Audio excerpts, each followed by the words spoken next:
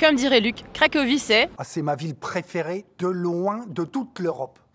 La seule ville de l'Est qui n'a pas été bombardée. C'est un vrai joyau. Salut les voyageurs et bienvenue dans cette dernière vidéo sur la Pologne. On est, comme vous l'avez déjà entendu, à Cracovie. Je me trouve sur la plus grande place médiévale d'Europe et c'est ici que notre exploration de la ville commence.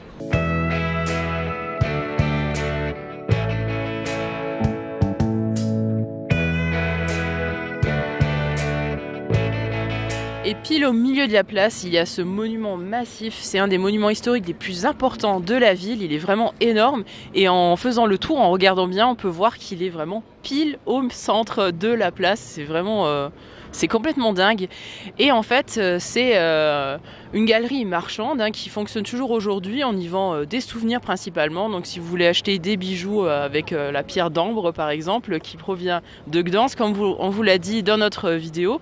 Si vous ne l'avez pas vue, elle est sur notre chaîne, vous pouvez la regarder. À l'époque, ça s'appelait la halle aux draps, si on le traduit en français, parce qu'ils vendaient seulement des draps en fait à l'intérieur. Et aujourd'hui, comme je vous disais, que des souvenirs, et vous pouvez acheter des sacs, des vêtements brodés aussi, des brodés traditionnels polonais. Et ce qui est intéressant aussi à l'intérieur, c'est que je vous conseille vraiment de vous attarder quand vous marchez, de regarder au-dessus des stands, parce qu'il y a les armoiries de plusieurs villes. Et si vous avez déjà visité certaines villes, vous vous rappelez de l'armoirie, du coup c'est rigolo, on a pu retrouver Gdansk et Lublin par exemple. Ce monument date du XIIIe siècle et c'est un véritable bijou de la Renaissance.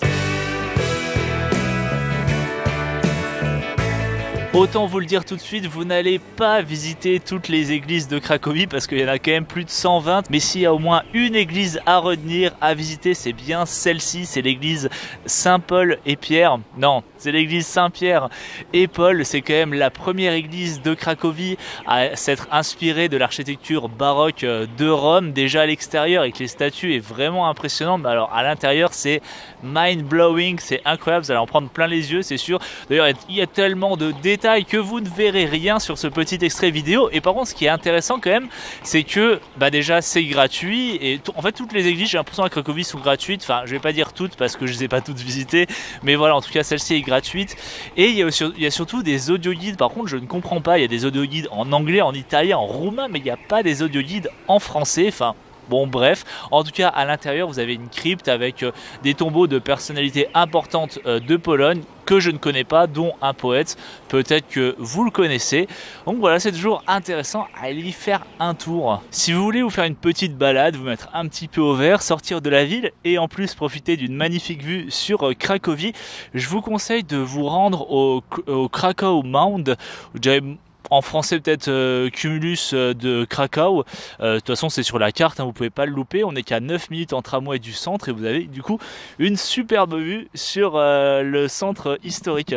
Et pas très loin du coup de la colline que je vous ai montré avec la vue sur la ville. Si vous continuez un petit peu, vous pouvez voir le site de l'ancien camp de Plaslo, qui était un camp de concentration où les juifs étaient ici avant en fait d'être déportés au camp à Lublin et à Auschwitz.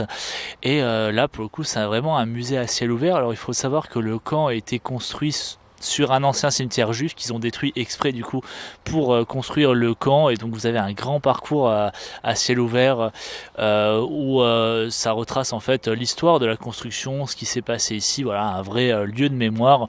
Si en tout cas ça vous intéresse, vous pouvez le visiter. Ça fait une boucle en fait et l'entrée est évidemment gratuite.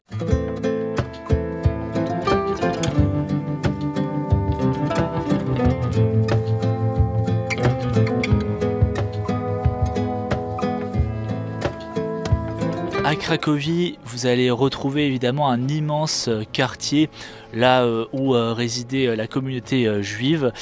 C'est le quartier de Kazimierz et il faut savoir qu'à l'époque, au Moyen-Âge, c'était une ville à part entière avant que ça devienne un quartier rattaché à Cracovie. Et on va un peu se balader et voir un peu ce qu'on peut y trouver, mais en tout cas les bâtiments en eux-mêmes sont des témoins de l'histoire et c'est vraiment très surprenant, très différent en fait de se balader dans ce quartier. Rien de mieux pour commencer la visite du quartier que de s'arrêter à la grande place centrale qui est littéralement le cœur du quartier pour un bon Zapiekanka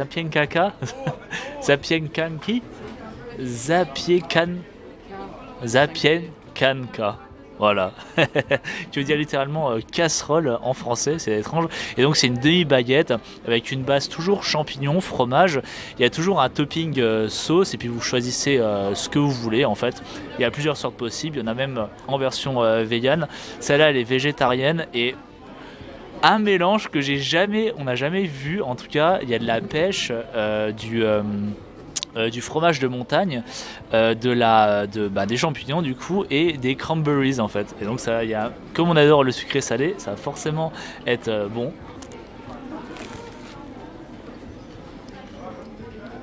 Effectivement, oh la vache, oh la sauce garlic, on sent bien l'ail. Et vraiment pour le coup c'est la street food, c'est pour le coup, le snack, le street food typiquement polonais que je vous conseille vivement de goûter. C'est déjà notre deuxième, hein, pour pas vous mentir, on a déjà testé un hier. Franchement, c'est génial.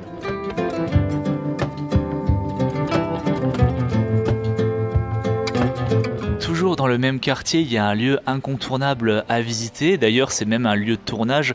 Les plus cinéphiles d'entre vous auront reconnu la cour de la liste de Schindler. D'ailleurs, sur Maps, c'est référencé comme étant le passage de la liste de Schindler. Et en fait, c'était un immeuble acheté par des propriétaires qui l'ont ensuite transformé au fil des années. Et ça témoigne bien en fait de l'évolution du quartier de Kazimierz avec l'installation de cafés, de boutiques à souvenirs, d'une galerie d'art.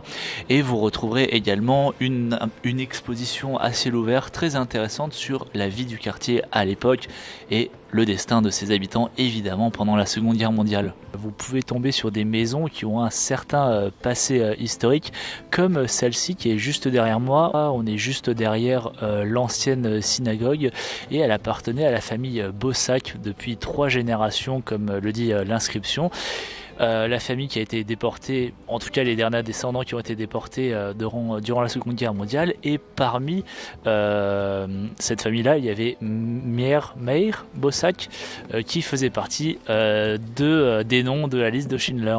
Autre visite incontournable que je vous conseille quand vous venez à Cracovie, c'est l'usine d'émail de Schindler, hein, le personnage historique du film de Spielberg, la liste de Schindler. À l'intérieur, il y a une exposition permanente sur la ville de Cracovie, comment c'était Cracovie pendant la Seconde Guerre mondiale, une exposition vraiment très riche avec encore une fois des décors, l'utilisation de l'espace, c'était vraiment bien. C'est encore un très immersif. Une fois de plus, c'est notre 5e musée ici en Pologne et on est toujours surpris de la manière dont ils s'investissent en fait pour transmettre leur savoir, pour transmettre l'histoire en fait du pays ou de la ville dans laquelle vous êtes. Et vraiment, c'est incontournable. Et pour le petit tips, si vous y êtes un lundi, c'est gratuit les lundis, la visite est gratuite. Par contre, je vous conseille d'y aller vivement à l'ouverture parce qu'il y a beaucoup de monde. Vous imaginez bien, nous on a dû attendre à peu près 1 heure. On a eu la chance d'entrer, mais je crois que les dernières visites, c'est aux alentours du début d'après-midi. Donc le matin, vraiment, si vous voulez la visiter, et vraiment, vous devriez la visiter. S'il y a bien au moins un musée à faire, c'est bien celui-là, je pense. Il y a tellement de choses à voir dans cette ville qu'il faudrait au moins avoir 3 jours complets sur place pour bien en faire le tour. Un temps que l'on n'a pas eu malheureusement entre la pluie et le tournage de notre vidéo sur les lieux de tournage de la liste de Schindler. On n'a pas pu profiter pleinement de ce qu'on avait programmé, et du coup, pas de Ejnal pour nous, hein, cette mélodie jouée à la trompette à chaque heure par un trompettiste du haut du clocher de la basilique Sainte-Marie. Et oui, on a réussi à le rater, même si elle est vraiment jouée toutes les heures, de jour comme de nuit, et brusquement interrompue en hommage au trompettiste tué par une flèche alors qu'il donnait l'alerte de l'invasion des Tartares, et ça se passait dans les années 1200. Voilà, c'est quand même assez culte hein, comme petite attraction. Enfin, c'est pas grave, je profite de cette voix off pour vous donner 2-3 tips, hein, notamment concernant le château et son fameux dragon. Ne perdez pas vos zlotys à faire la fameuse attraction de la grotte du dragon, puisqu'il ne s'agit que d'un passage où il n'y a rien à voir, qui débouche directement sur le fameux dragon en bas du château, accessible finalement à tout le monde. Donc vous pouvez directement y accéder gratuitement bien sûr par le chemin qui longe la Vistule, et ne vous inquiétez pas, hein, la statue crache bien du feu toutes les 5 à 10 minutes environ, impossible de rater ça.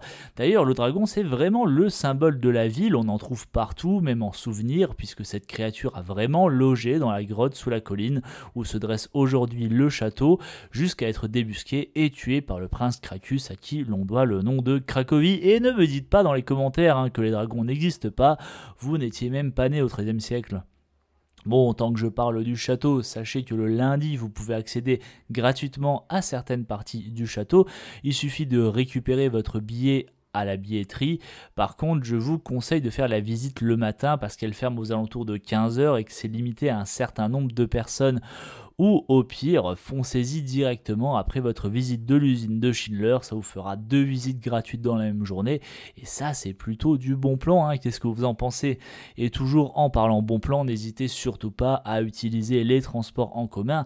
Un trajet en tramway coûte dans l'ordre de 80 centimes, nous on a pris directement la carte de transport 72 heures à n'importe quelle borne, et ça n'a coûté à peine que 11,50 €. Franchement, c'est plutôt rentable. Je vous avais dit qu'ici, les églises sont gratuites. En fait, non. En tout cas, il y a au moins la basilique Notre-Dame de Cracovie qui est payante. Mais alors, pour le coup, nous, on n'est pas vraiment du genre à payer pour entrer dans des édifices religieux. Mais on a fait une exception puisqu'il y avait eu une scène qui a été tournée du film La liste de Schindler, dont on visite en même temps les lieux de tournage. Et je peux vous dire qu'en tout cas, on ne regrette pas du tout d'avoir payé l'entrée. Bon, après, c'est pas grand chose, hein, c'est de l'ordre de 3-4 €. Pour le coup, c'est vraiment un chef-d'œuvre. En fait, on a l'impression d'être dans une œuvre artistique. Ça représente bien l'art baroque polonais. Il y a tellement de détails que même ma caméra ne rend pas du tout hommage au lieu. Une visite à faire, vous regretterez pas du tout votre billet d'entrée. Et il y a un truc qui est quand même assez atypique. En tout cas, je l'ai jamais vu ailleurs dans une autre ville européenne. C'est que la vieille ville de Cracovie est entièrement entourée par des espaces verts. Donc même en sortant de la gare, voilà, si vous cherchez la vieille ville, et ben vous n'avez qu'à suivre le parc, c'est juste à côté. C'est devant la gare que se termine définitivement notre road trip en Pologne et que se termine également cette vidéo sur Cracovie. J'espère qu'elle vous aura plu. Évidemment, malheureusement, on était venu avec plusieurs objectifs en tête qu'on n'a pas pu tous accomplir parce qu'on s'est tapé des épisodes de pluie assez régulièrement. Et d'ailleurs, c'était pas faute d'attendre, on est quand même au mois de mai. On s'est dit que le printemps, ça allait le faire en Pologne, mais en tout cas, pas cette année, hein. Pas du tout même. Bon bref, c'est pas grave, vous auriez au moins un aperçu de la ville, comme nous on a eu un bel aperçu également de Cracovie. Évidemment, à la prochaine occasion, on va y retourner. Dites-nous dans les commentaires si vous aussi vous comptez vous y rendre ou vous rendre en Pologne tout court. N'oubliez pas de mettre le pouce bleu pour bien référencer cette vidéo. N'oubliez pas de vous abonner et je vous dis à bientôt pour de nouvelles découvertes.